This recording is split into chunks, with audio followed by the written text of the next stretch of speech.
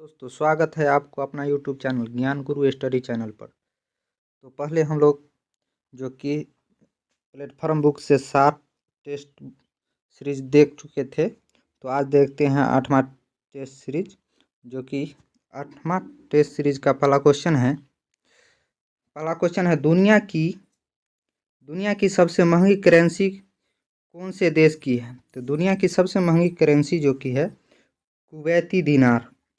Kuwaiti दिनार है, जो कि भारत के एक कुवैती दिनार बराबर होता है 268 रुपया। अगला क्वेश्चन है, भारतीय योजना के संदर्भ में निम्नलिखित कथनों पर विचार कीजिए।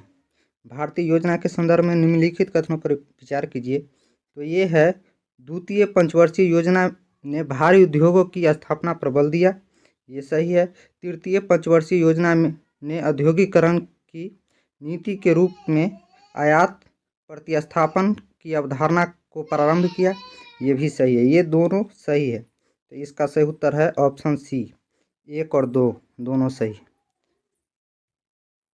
अगला क्वेश्चन है, पंचायती राज से संबंधित निम्नलिखित कथनों में से कौन सही नहीं है। तो ये 73वां संविधान संशोधन 15 अगस्त 1993 से प्रभावी हुआ था, ये गलत है। जो कि 73वां संशोधन 15 अगस्त नहीं, जो कि 24 अप्रैल 1993 को प्रभावी हुआ था पंचायती राज, 24 अप्रैल।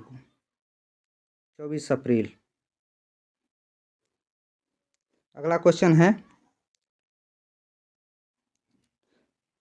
है,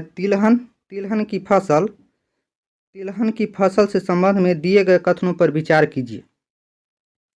तो इसका सही उत्तर है ऑप्शन डी, जो कि 2 और 3 सही है। इसका उपयोग खाद्य पदार्थ के रूप में तथा प्रसाधन में कच्चे माल के रूप में किया जाता है, ये सही है। तिल उत्तरी भारत में खरीफ की फसल तथा दक्षिणी भारत में रबी की फसल, ये दोनों सही है। तो इसका ऑप्शन डी सही है। अगला क्वेश्चन देखते हैं।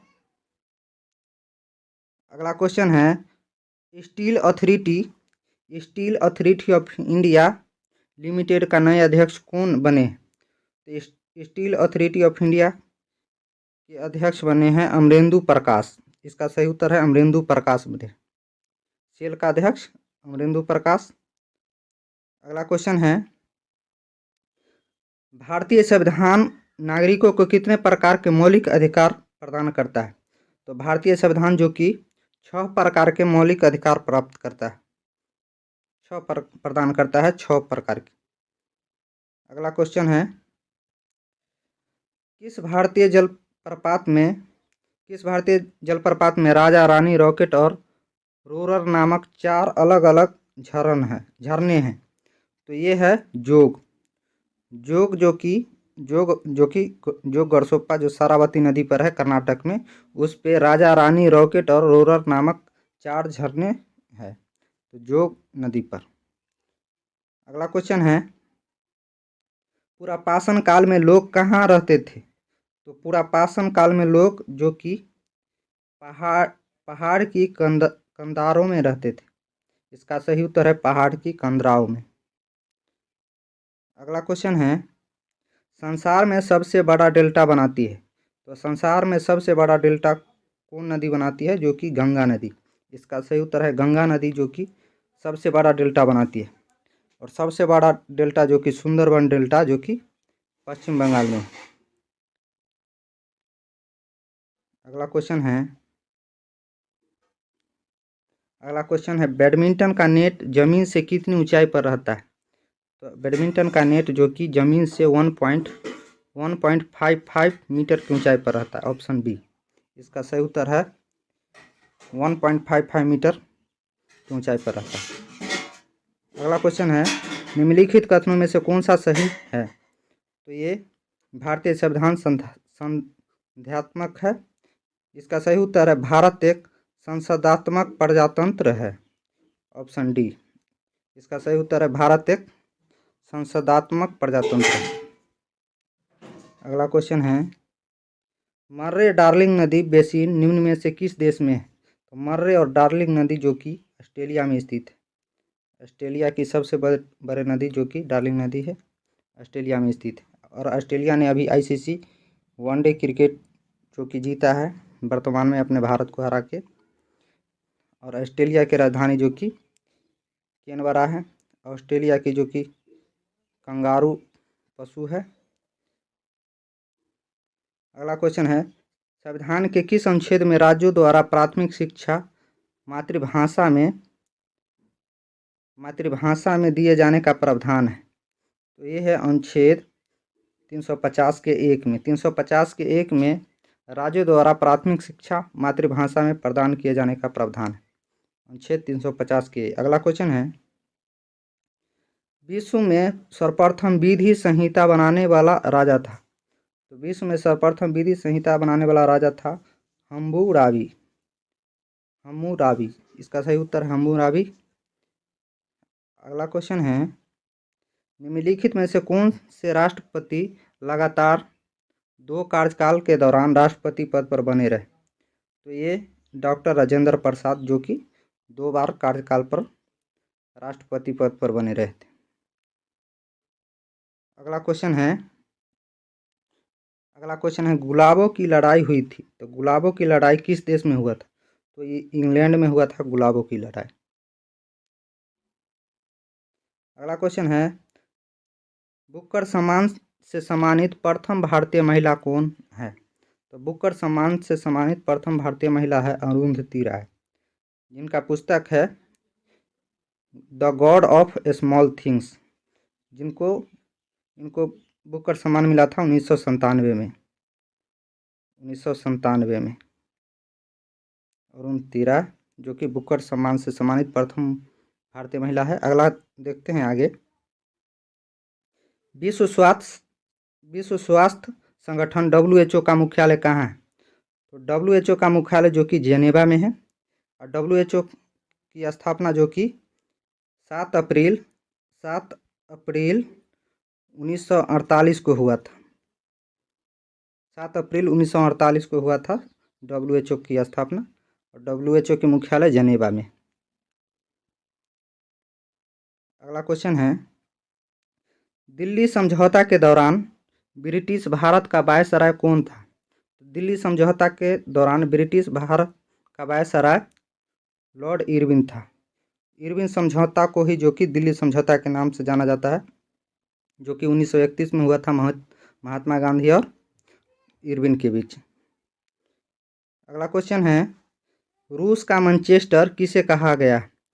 तो रूस का मैनचेस्टर जो कि इवानोवो को कहा गया है। इवानोवो को रूस का मैनचेस्टर कहा गया है। और भारत के उत्तर भारत का मैनचेस्टर जो कि कानपुर को कहा गया है। और भारत का बोस्टन जो कि अहमदाबाद को कहा जाता है। अगला क्वेश्चन है, मानचित्र में नीले रंग का प्रयोग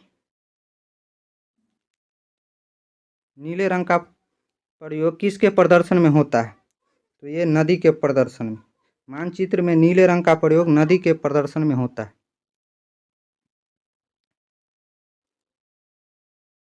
अगला क्वेश्चन है, निम्नलिखित अभिलेखों में से किसमें कालिदास का नाम मिलता है? तो ये एहोल अभिलेख में जो कि कालिदास का नाम मिलता है, जो पुलकेशिन द्वितीय से संबंधित है, एहोल अभिलेख। अगला क्वेश्चन है, बाकर कप संबंधित किस खेल से है? तो बाकर कप जो कि गोल्फ से संबंधित है। अगला क्वेश्चन है, मैं एक समाजवादी गणतंत्रवादी हूँ और मुझे राजाओं और राजकुमारों में विश्वास नहीं है, यह कब संबंधित है? तो यह जवाहरलाल नेहरू से संबंधित है। अगला क्वेश्चन है, भारत में बेरोजगारी का मुख्य कारण है? तो भारत में बेरोजगारी का मुख्य कारण है जनसंख्या में तीव्र वृद्धि के कारण। अगला क्वेश्चन है, सांकेतिक मुद्रा व्यवस्था किसने लागू की? तो सांकेतिक मुद्रा व्यवस्था जो कि मोहम्मद बिन तुगलक ने लागू किया था। अगला क्वेश्चन है, बाजार नियंत्रण नीति पहली बार किसने अपनाई? तो बाजार नियंत्रण नीति पहली बार जो कि अलाउद्दीन खिलजी ने अपनाई। अगला क्वेश्चन है, निम्नलिखित में से कौन सा क्षेत्र टोडा जनजाति का मूल निवास स्थान है? तो टोडा जनजाति जो कि नीलगिरी पहाड़ी में जो कि टोडा जनजाति पाया जाता है। नीलगिरी पहाड़ी का सबसे ऊंची पर्वत है डोडा बेट्टा, जो कि नीलगिरी पहाड़ी तमिलनाडु राज्य में। अगला क्वेश्चन है, हिंदी साहित्य का स्वर्ण युग किसके शासनकाल में हुआ? तो हिंदी साहित्य का स्वर्ण युग जो कि अकबर के शासनकाल में, अकबर के शासनकाल को ही हिंदी साहित्य का स्वर्ण युग कहा जाता है। अगला है, बिहार की कुल जनसंख्या का कितना प्रतिशत भाग कृषि पर आश्रित है? तो ये 77%। बिहार की कुल जनसंख्या का 77% जो कि कृषि पर आश्रित है। अगला क्वेश्चन है, निम्नलिखित में से किस एक्ट के द्वारा भारत के वायसराय को अध्यादेश जारी करने की शक्ति प्रदान की गई? तो ये है इंडियन काउंसिलिंग एक्ट 1861 के द्वारा जो भारत के वायसराय को अध्यादेश जारी करने की शक्ति प्रदान किया गया था। तो इसका option B Indian councils act 1861। अगला है, अंग्रेज ईस्ट इंडिया कंपनी को भारत में व्यापार करने का चार्टर किसने प्रदान किया था? तो ये महारानी एलिजाबेथ प्रथम ने, महारानी एलिजाबेथ प्रथम ने ही भारत में व्यापार करने का चार्टर प्रदान किया था। आगे क्वेश्चन है, म्यांमार कब आज़ाद हुआ था? तो म्यांमार 4 जनवरी 1948 को आज़ाद हुआ था।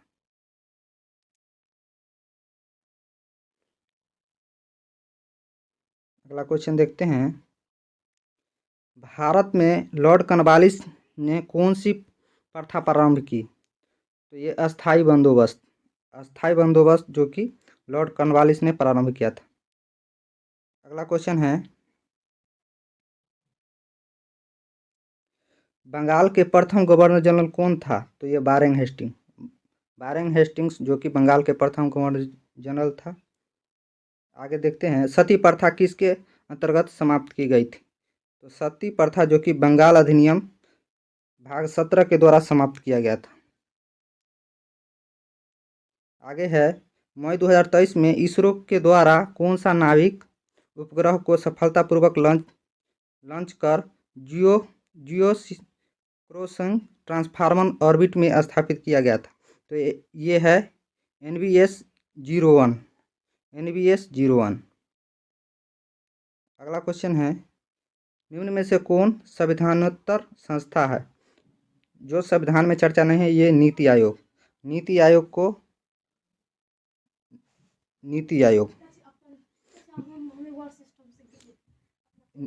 योजना आयोग को नाम बदल के ही नीति आयोग कर दिया गया था 1 जनवरी 2015 को। आगे देखते हैं, बिपिन चंद्र पाल अपने राजनीतिक जीवन के प्रारंभ में निम्नलिखित में से क्या थे? तो ये उदारवादी थे।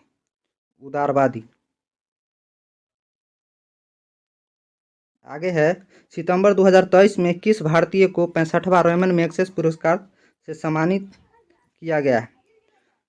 तो 65वां रेमन मैग्सेसे पुरस्कार 2023 से सम्मानित आर रवि कन्नन है, जो भारतीय है आर रवि कन्नन।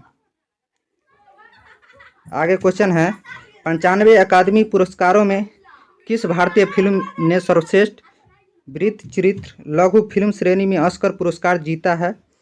तो ये है द एलिफेंट द एलिफेंट।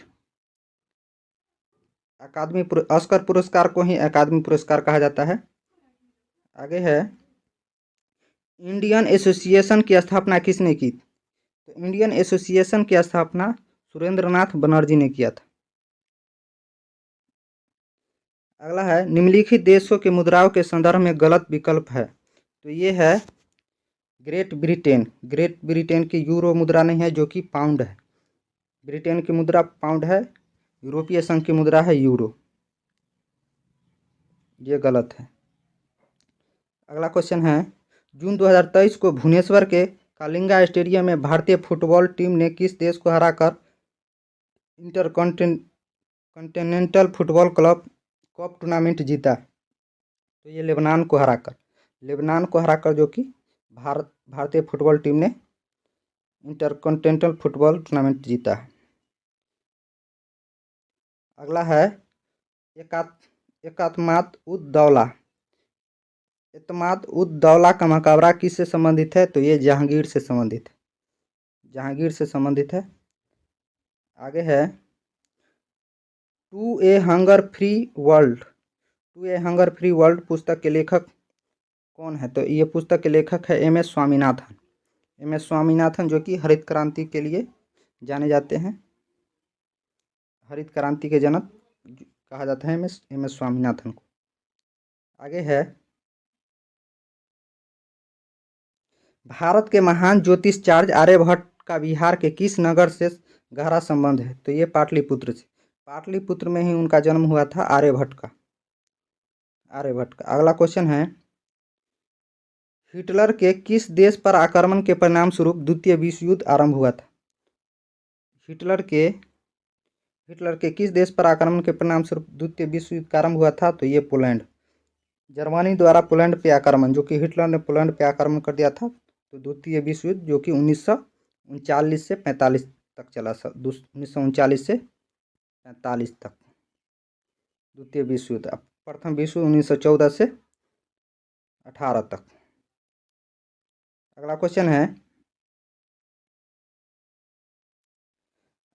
अगस्त 2023 में लवारिस जामा का पता लगाने के लिए उद्गम पोर्टल को किसके द्वारा लॉन्च किया गया था?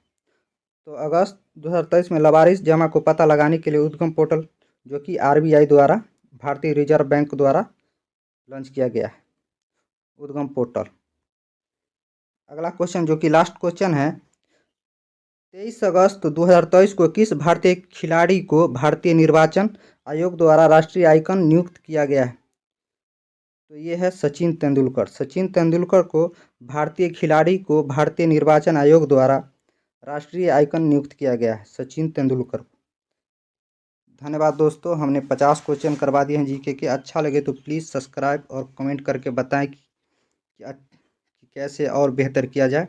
आप लोग सजेशन दें इसके लिए और सपोर्ट करें। धन्यवाद।